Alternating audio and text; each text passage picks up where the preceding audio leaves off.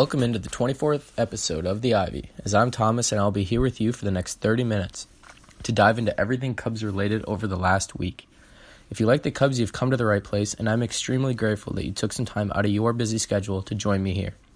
Alright, well tonight I'm going to be touching on the last week of games, along with the NL Central standings, of course, as usual, along with how the rest of the MLB has looked. And this week was a disappointing one for the Cubs. We finished the homestand against the Braves this last week, and we finished 5-5 in that homestand. And then we dropped this most recent 3-game weekend road series in Cincinnati at Great American Ballpark to the Reds. We dropped 2 of 3. We forced a rubber match today, but the Cubs fell short in this one. And give me just 1 second, guys. I have to text the producer just real quick the title here for the episode so he can give me the graphics. So just give me 1 second here.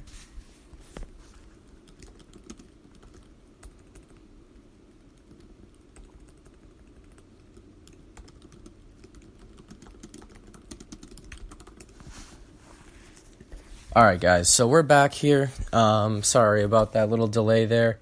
But let's get into the last week of regular season games. I should also mention I haven't been on in the last couple weeks. It's been busy.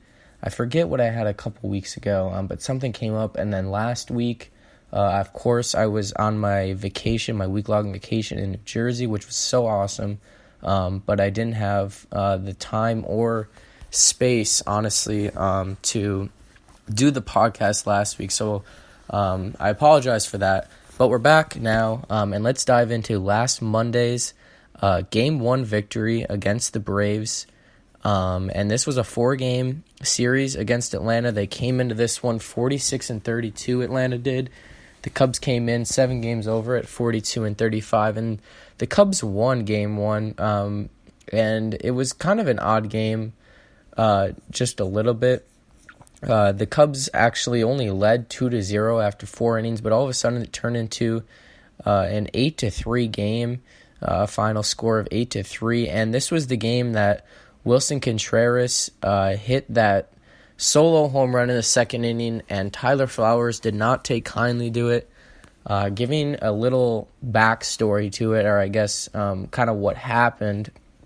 Essentially, what I gathered from it is Contreras was discussing balls and strikes with the umpire after what he believed should not have been a strike. Not sure exactly the extent of that conversation, but Tyler Flowers chipped in a conversation that he probably shouldn't have. But then again, it is a little, I don't know what the exact word for it. But when a player is talking to the umpire about balls and strikes, that has to do a little bit with what the catcher is doing, and kind of not giving credit, I guess I should say, kind of undermining, or I don't really know the exact word, but you know what I mean.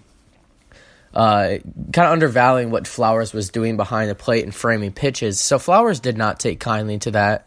And right when Willson hit the homer, he looked behind him. I believe he said some words. And it was either the words that were said were either, the words that were said was that Willson said that you do your job and I do mine. And I'm not sure exactly if those were the words that were said right when he hit the home run or when he was coming back in after rounding the bases. Either way, it was not a good sight. Contreras, it was whatever. I think it kind of blew up a little bit. Tyler Flowers was on Instagram that night, on Monday night, commenting on, I think, MLB's post about this situation, which, to me, I'm not going to say Flowers doesn't have the freedom to do that, because he clearly does. But it's kind of like, why, especially a veteran like Flowers. It's kind of like, he kind of just escalated it more by doing that. But anyways, the Cubs won this one 8-3. Going into how they got there, it was a 5-run 5th inning. Kyle Schwarber hit a ground rule double, followed by RBI singles by both Chris Bryant and Anthony Rizzo. Also, congratulations to Chris Bryant, Wilson Contreras, and Javier Baez for making the All-Star game. We'll see Javier Baez and Wilson Contreras starting next Tuesday. But anyways, Javi's RBI double after that was the 4th run of the inning. Sorry about that. And Wilson Contreras' RBI ground out topped it off for a 5-run 5th inning. That was Contreras' 3rd RBI of the game. And then Jason Hayward hit a solo home run, his 11th of the season in the 8th, to make it 8-3 and pad the Cubs' lead to 5 runs. I also want to mention Jason Hayward just absolutely hitting, seeing the ball perfectly off the pitcher's hand. Has homered in 3 straight games. I know that the Cubs dropped this last series to the Reds, but if there was one positive, it definitely was Jason Hayward's power. And he hit 4 home runs this week. But anyways, the Cubs won this one 8-3. Pitching-wise, it was a good start for Jon Lester. He earned his 7th win of the season with a 7-5 record. He did lose today, so that dropped to 7-6. But Lester went 6 innings with 5 hits and 2 runs allowed, but both of those were unearned and also had 7 strikeouts. Brandon Kintzler also has been dominant. He threw another scoreless inning, and his season ERA up to that point was down to 2.18. And also Steve Cishek and Kyle Ryan have done a good job as well. This Cubs bullpen has actually really kind of turned it around in a way. Obviously, there's some outliers like Mike Montgomery, who struggled in Game 1, Game 1 after Hamels left on Friday against the Reds. But like guys like Mike Montgomery has struggled, and I forget who else, but Kintzler's been good, Kyle Ryan's been good, and Steve Cishek have been good. Oh, also Brad Brock struggled, of course. But anyways, the Cubs are 5 for 11 with runners in scoring position and only left 3 men on base in this one, compared to the Braves, who were 2 of 10 with runners in scoring position. So, and also the Braves got into 3 double plays in this game. But anyways, moving on to Tuesday's game, the Cubs lost this one, Game 2, by a score of 3-2. This was a game that the bullpen blew. It was Mike Montgomery blowing this one, like I just mentioned. Well, I wasn't mentioning this game, but anyways, he struggled again. In 2 1/3 innings, he gave up 2 earned runs. Brad Brock was actually good in this one, with 2 scoreless in the 8th and 9th. But a season ERA of 5.74 is not going to cut it. This one was Adbert Alzolay taking the mound for the Cubs. He went 4 2/3. He only allowed 1 hit and 1 earned run. A little uncharacteristic with the 4 walks. He did have 4 strikeouts, but 4 walks, not something we're used to seeing. Well, I shouldn't say used to seeing, but what Adbert is not used to pitching like, because of his numbers in AAA with walks and strikeouts. But anyways, he left in the 5th inning. Mike Montgomery did get the Cubs out of that 5th. I believe the bases were loaded. But Ozzie Albies hit a 2-run homer, his 12th of the season, in the 7th off Montgomery, to give the Braves a 3-2 lead.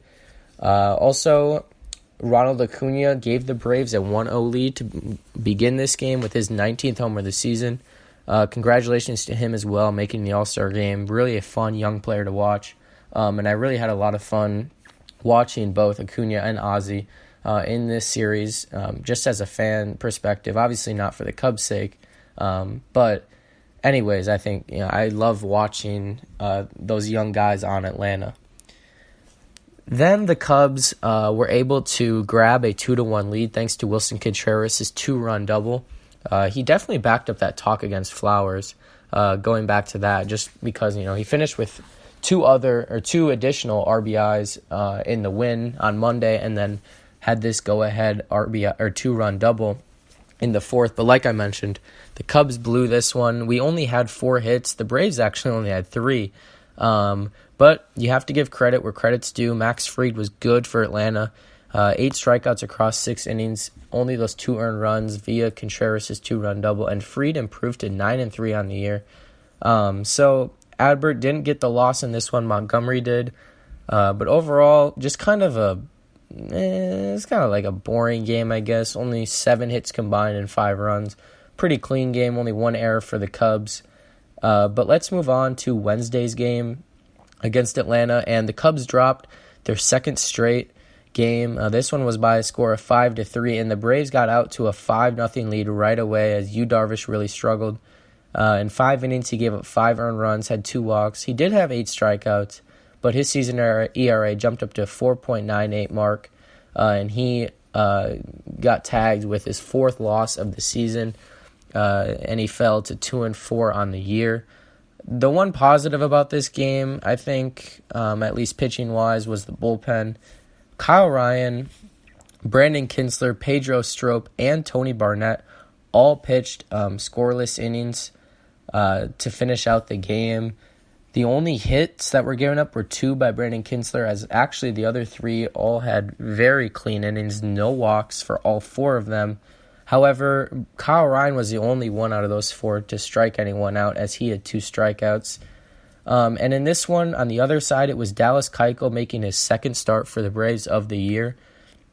Looking at how the Braves got out to their 5-0 lead, it was a wild pitch by Yu Darvish in the first. Brian McCann homered in the second, and Markakis had a big 3-run homer in the third that made it 5-0. And whenever you're down 5-0 early like that, it's really hard to kind of galvanize the troops. However, the Cubs tried. They came back just a little bit. Wilson Contreras, like I said, he backed up that talk the rest of the series against Tyler Flowers and the Braves. He hit his 17th homer of the year in the 4th to get the Cubs on the board. Chris Bryant's 16th homer of the year came in the 5th to make it 5-2, and then Jason Hayward in the 6th inning had an RBI grind out to make it 5-3, and that was the final. As Atlanta's bullpen was good as well. Let's see here. The 4th save of the year for A.J. Minter, who had an inning and a third with no hits and no walks to close out the game, along with Sean Newcomb, a 2.00 ERA with his 8th hold. Atlanta will be a good team, definitely a fun team to watch. I know I enjoy watching them, and I think that this will definitely possibly be a playoff preview. But anyways, Chris Bryant had 3 hits in this game, and it basically came down to Yu Darvish not really executing.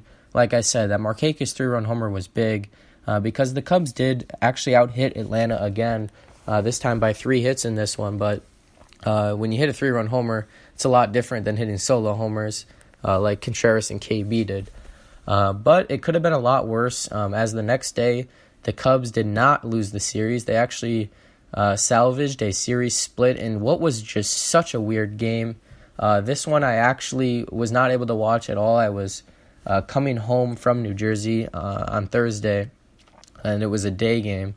But the Cubs won 9-7, and just such an odd game. Kyle Schwarber hit a leadoff homer, his 17th of the season. However, Atlanta got out to a 6-1 lead in the 4th inning, or after 4 innings, as Tyler Chatwood really struggled. He gave up 6 earned runs in 5 innings and also 4 walks with 5 strikeouts. However, the funny thing is that Tyler Chatwood got picked up totally by the offense. It was basically like 2 different games.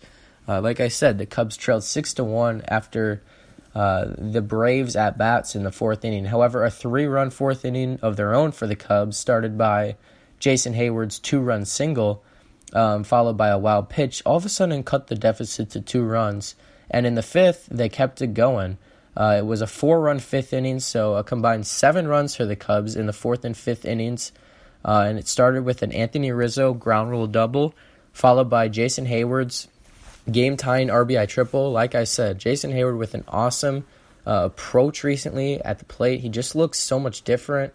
Something about it, hitting home runs. It's almost like it came, 3 or 4 years later than when it should have for the Cubs. But anyways, Victor Caratini's 2-run homer. It was a go-ahead 2-run homer to cap off the 4-run 5th inning. That was his 2nd of the season. Gave the Cubs an 8-6 lead. However, Ozzie Albies made things interesting. He cut the deficit to just 1 run with his 2nd homer of the series, a solo home run. And in the bottom of the 6th, the Cubs took that run right back with a pass ball scored a run that made the 2-run difference in this game.